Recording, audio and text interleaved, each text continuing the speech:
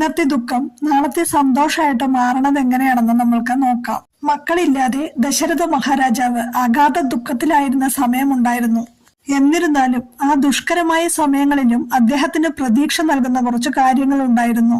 അതിപ്പോ നമ്മൾ വിചാരിക്കുന്നത് പോലെ ഏതെങ്കിലും ഒരു ദേവന്റെ അനുഗ്രഹമോ ആശീർവാദമോ ഒന്നും ആയിരുന്നില്ല. ശ്രവണകുമാരന്റെ പിതാവിന്റെ ശാപമായിരുന്നു അത്.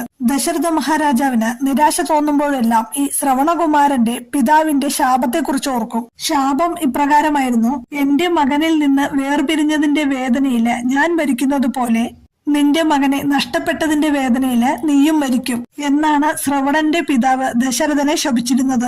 ഈ ശാപം ഒടുവിൽ സംഭവിക്കുമെന്ന് ദശരഥൻ അറിയാമായിരുന്നു.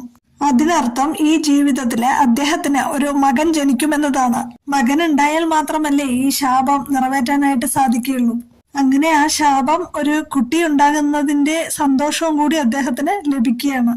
അതുപോലെ തന്നെയാണ് സുഗ്രീവനും സമാനമായിട്ടുള്ള ഒരു സംഭവം ഉണ്ടായിരുന്നു. സീതാമാതാവിനെ അന്വേഷിക്കാനായിട്ട് സുഗ്രീവൻ ധീരന്മാരായിട്ടുള്ള വാനരന്മാരെ വ്യത്യസ്ത ദിശകളിലേക്ക് അയച്ചപ്പോൾ ഏതൊക്കെ വഴികളിലൂടെ പോകണമെന്നും ഏതൊക്കെ പ്രദേശങ്ങൾ ഒഴിവാക്കണമെന്നും അദ്ദേഹം അവർക്ക് നിർദ്ദേശം നൽകി. സുഗ്രീവന്റെ വിശദമായ ഭൂമിശാസ്ത്രപരമായിട്ടുള്ള അറിവില് ശ്രീരാമൻ തന്നെ അത്ഭുതപ്പെട്ടുപോയി. അദ്ദേഹം സുഗ്രീവനോട് ചോദിക്കുകയാണ്, ഇതെല്ലാം താങ്കൾക്ക് എങ്ങനെ അറിയാം? സുഗ്രീവൻ പറയുകയാണ്, ബാലിയെ ഭയന്നിട്ട് ഞാൻ അലഞ്ഞു നടന്നപ്പോൾ ഭൂമിയിൽ എനിക്ക് എവിടെയും അഭയം കണ്ടെത്താനായിട്ട് കഴിഞ്ഞില്ല. ഒടുവില് ഞാൻ ഈ പ്രദേശം മുഴുവനും അലഞ്ഞു നടക്കുകയായിരുന്നു ആ സമയത്ത്. അങ്ങനെയാണ് ഇവിടത്തെ ഓരോ സ്ഥലവും എനിക്ക് പരിചിതമായത്. അപ്പോ സുഗ്രീവൻ ആ ഒരു പ്രതിസന്ധിയെ നേരിട്ടില്ലായിരുന്നുവെങ്കിൽ അദ്ദേഹത്തിന് ഒരുപക്ഷെ ആ സ്ഥലത്തെ പറ്റിയിട്ടുള്ള അറിവ് അത്രയ്ക്കും വരില്ലായിരുന്നു. ആ അറിവുള്ളത് കൊണ്ട് സീതയെക്കുറിച്ചുള്ള അന്വേഷണം കൂടുതൽ എളുപ്പമാക്കി. പണ്ട് ആരോ പറഞ്ഞതുപോലെ പ്രതികൂലത ഭക്ഷണമാണ്, വെല്ലുവിളികള് വിറ്റാമിനുകളാണ്. ശരിയായ മനോഭാവത്തോടെ അവയെ സ്വീകരിക്കുന്നവർക്ക് തടസ്സങ്ങൾ അനുഗ്രഹങ്ങളായിട്ട് മാറും. ഓരോ പൂവും ദൈവത്തിന്റെ അനുഗ്രഹങ്ങളാണെങ്കിൽ ഓരോ മുള്ളും അനുഗ്രഹങ്ങളായിട്ട് തന്നെ നമ്മൾ കണക്കാക്കണം.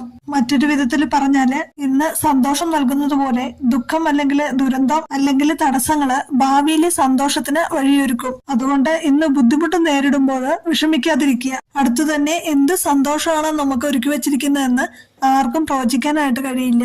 എല്ലാ സങ്കടങ്ങൾക്കും ഒടുവില് വലിയൊരു സന്തോഷം നമ്മെ തേടിയെത്തും എന്ന് പറയുന്ന ഒരു വീഡിയോ ഞാൻ ചെയ്തിട്ടുണ്ട്. അത് ഇതിന്റെ റിലേറ്റഡ് വീഡിയോ ആയിട്ട് ഞാൻ കൊടുക്കാം. എല്ലാവരും അതൊന്ന് കണ്ടു നോക്കൂട്ടോ.